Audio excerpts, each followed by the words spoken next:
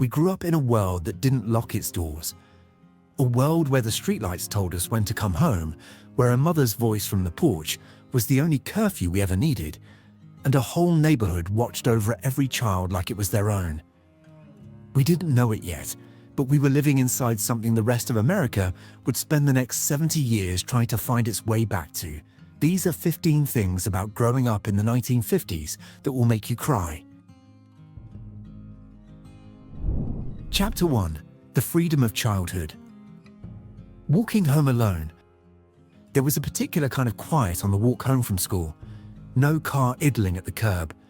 No one checking the clock. Just us, our shoes scuffing the gravel shoulder, cutting across the empty lot behind the Henderson's place because it was faster, because the grass was tall enough to hide in, because nobody had told us we couldn't. We knew which route in the sidewalk would trip us, which dog just wanted its ears scratched. We were 6, 7, 8 years old, walking a mile or two completely alone, and not one parent in that neighborhood thought twice about it. It wasn't recklessness. It was just how a childhood worked back then. The world outside the front door wasn't something to be afraid of.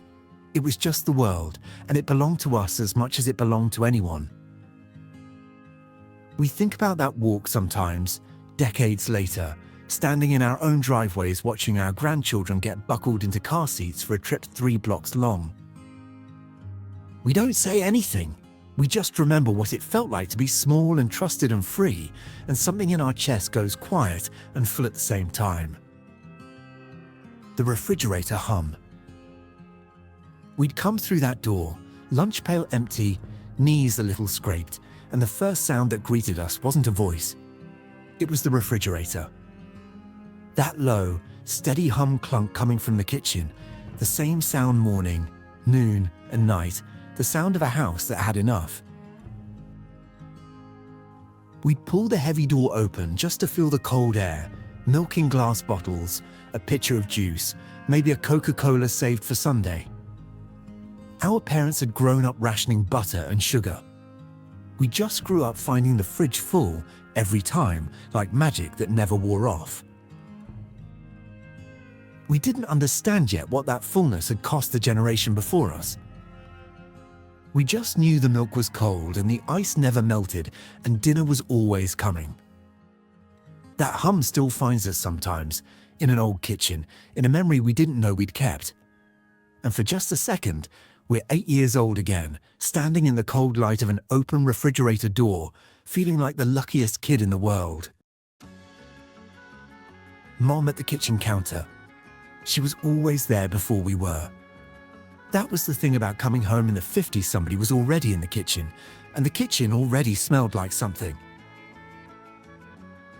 Our mother stood at that Formica counter in her apron, flour dusted on her forearm, always knowing exactly when we walked in. One paycheck. One job. One woman holding the whole household together with nothing but routine and will. We didn't know the word for what she was doing. We just knew that no matter what happened at school, no matter how the day had gone, there was a place we could walk into where someone had been thinking about us the whole time we were gone. Some of us are mothers and fathers now ourselves, juggling 2 incomes and a calendar nobody can keep straight.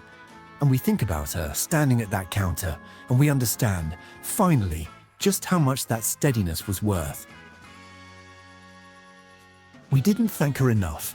None of us did. If any of this already feels like your own childhood, you're not imagining it and you're not the only one. Chapter 2. The Rhythm of Family Life. Dinner around one table. By 6 o'clock, the whole house gathered around one table. No screens glowing in the next room, no one scrolling at the counter. Just plates, forks, and a chorus of voices talking over each other about the day. Somebody had skinned a knee, somebody had a spelling test, and somebody's older brother had already done something everyone at the table knew about before he did. Dinner was loud, overlapping, and gloriously ordinary. We didn't call it quality time. We didn't call it anything. It was just dinner, the same way it had been dinner the night before and would be dinner the night after that. We didn't know how rare that was going to become, that decades later families would have to schedule dinners like appointments.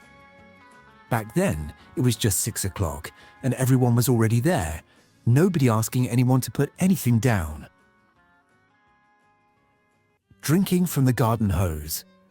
After dinner, the evening light still had a couple of good hours left in it, and the backyard was calling. Somebody had left the garden hose curled in the grass from watering the tomatoes to afternoon, and that was good enough for us. We'd drop to our knees, lift the warm, rubbery hose to our mouths, and drink straight from it, the water tasting faintly of vinyl and sunshine and summer itself. Nobody worried about it. The hose was right there, and we were thirsty, and that was the whole transaction. It's a strange thing to miss, the taste of warm hose water. But some of us would trade almost anything to feel that exact thirst again, the kind that only comes from running until your lungs burn, and to taste that water one more time, kneeling in the grass with the whole evening still stretched out ahead of us. It was such a small thing. It still tastes like being young. The homemade skateboard. Nobody was really selling skateboards yet, so we built our own a plank of scrap wood, a pair of roller skate wheels pried off and nailed underneath, something that rattled down the sidewalk like it might shake itself apart. We fell constantly knees, elbows, the heel of one hand scraped raw more times than we could count. Nobody had a helmet or pads. We just got back up and tried again. There was pride in something we'd built ourselves, crooked and wobbly as it was. It was ours, made with our own hands out of whatever was lying around the garage, and it carried us down the block faster than anything we'd ever felt before. We look at the toys our kids unwrap now, shiny and perfect, and some of us feel a quiet little ache for that crooked plank with the loose wheel that we were so proud of, the one we built ourselves because nobody told us we couldn't. Until the streetlights came on. The empty lot 2 streets over was supposed to be a house someday. For now, it was ours. We'd gather there after dinner, a whole pack of us, no parents, no schedule, no rules except the ones we made up between innings. Kickball until somebody's mum called from a porch a block away. Cowboys and Indians until the tall grass swallowed us whole. And then the streetlights would come on, one by one, flickering orange against the dusk, and that was the whole signal. No watches, no phones, just a string of lights clicking on down the block, and every kid within earshot turning toward home at almost the exact same moment. We didn't know we were living inside something that wouldn't last. We just knew the grass was warm, the air smelled like dirt and cut clover, and for one more hour, the whole world was exactly as big as that empty lot, and it was enough. If a memory just came back to you, hold on to it, there's a lot more of this decade still waiting. Chapter 3, Expanding Outward, Community and Personal Treasures. The radio under the pillow. Once the lights were off and the house had gone quiet, some of us had a secret tucked under the pillow. A little transistor radio, small enough to fit in one hand, the dial glowing faint gold in the dark. We'd press it close to our ear, volume turned down to almost nothing, terrified our parents would hear it through the wall. The sound came through tinny and broken up, but it didn't matter. Whatever was playing on the other end of that signal felt like it belonged only to us. That radio was the first thing that was truly ours. Not shared with a sibling, not sitting in the living room where everyone could hear it. Just ours, glowing under the covers, a small rebellion no bigger than a deck of cards. Some of us still have that exact radio somewhere in a drawer, the leather case cracked, the dial long since stopped turning. We don't plug it in anymore. We can still hear exactly what it sounded like, pressed against our ear in the dark, the whole world reduced to one tiny speaker.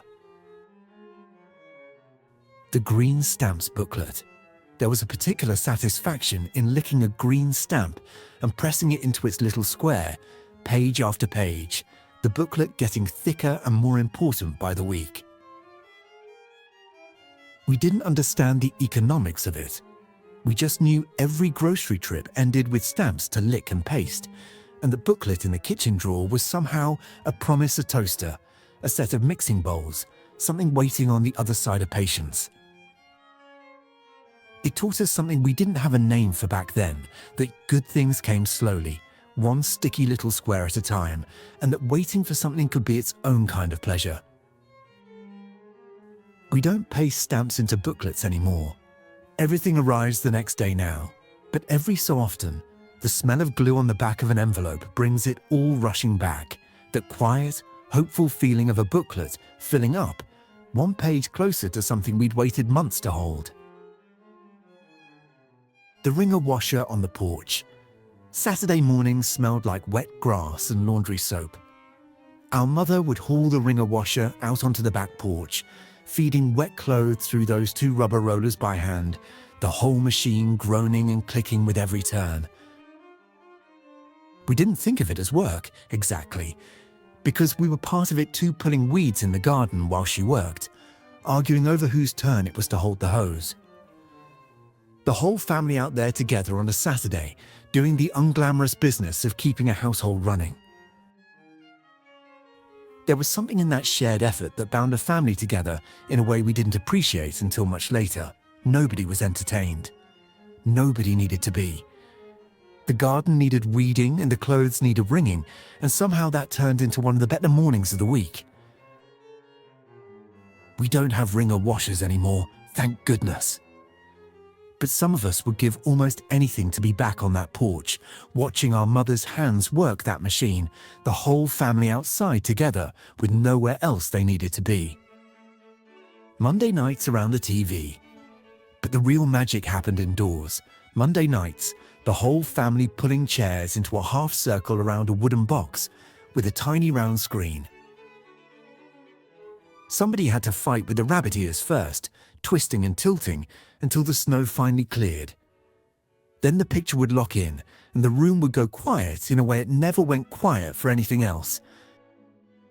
We watched Lucy get herself into trouble again, and we laughed the exact same laugh as the people 2 houses down because they were watching the very same thing at the very same moment, the first time an entire country had shared one single joke, live together. That blue-grey light washing over our faces in a dark living room is one of the clearest pictures some of us still carry. Not the show itself, really. Just the whole family quiet and close, lit up by the same glow, laughing at the same thing, like a small weekly miracle nobody questioned. The backyard cookout. When the weather turned warm, the real gathering moved outside. Somebody's father dragged the charcoal grill out, and within the hour, smoke was curling up over half a dozen backyards at once.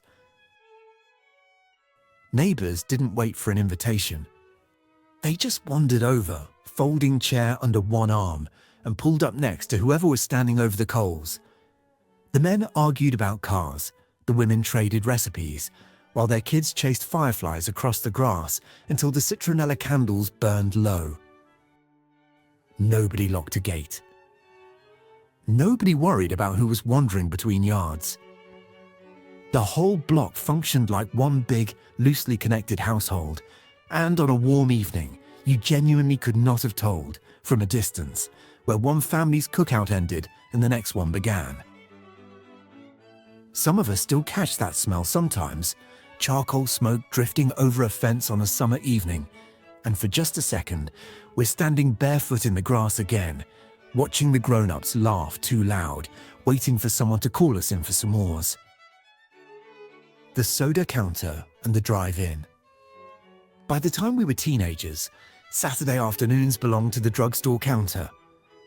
We'd hop up onto a stool that spun a little too easily, order a cherry Coke we'd nurse for an hour, and talk about absolutely nothing of importance.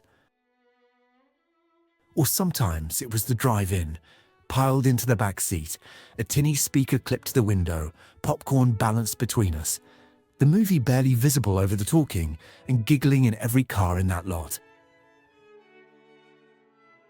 It was the first taste of being somewhere without our parents, and it felt enormous. Not because anything wild happened.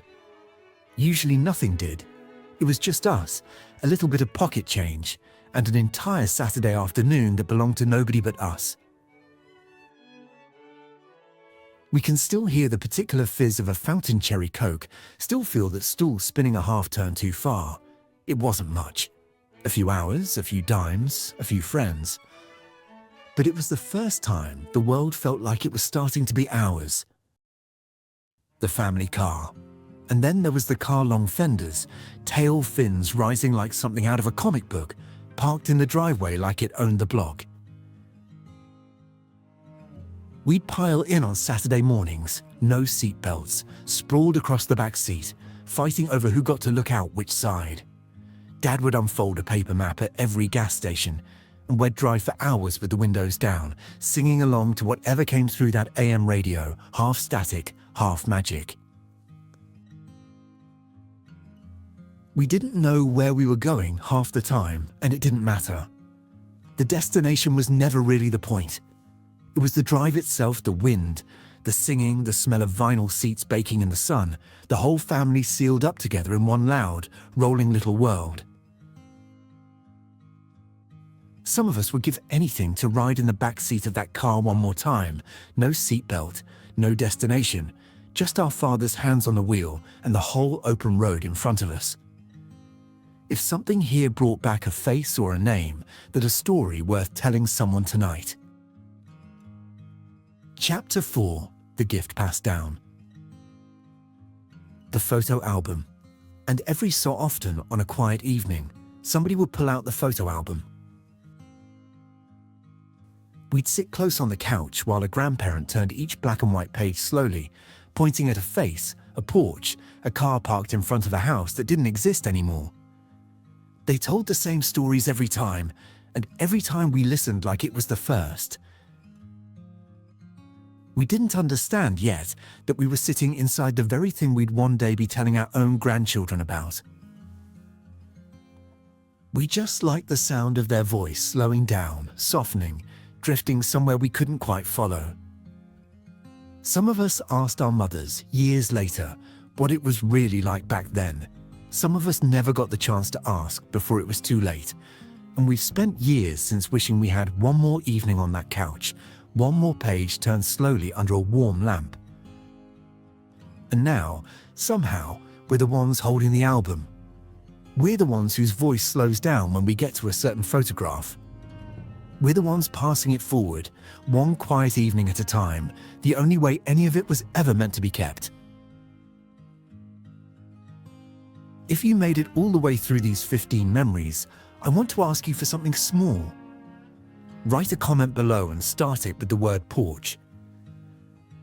Then tell me whatever comes to mind, a smell, a sound, something your mother used to say, a face you haven't thought about in years. No one else will know why you started with that word, but I will. It will be our little secret, a way of knowing you traveled through this whole decade with us. And tell me this. Was it the freedom of those long summer days that hit you hardest? Or was it the quiet, ordinary warmth of just being home? If it was the freedom, hit subscribe. If it was the warmth of home, leave a like. Either way, thank you for remembering with us.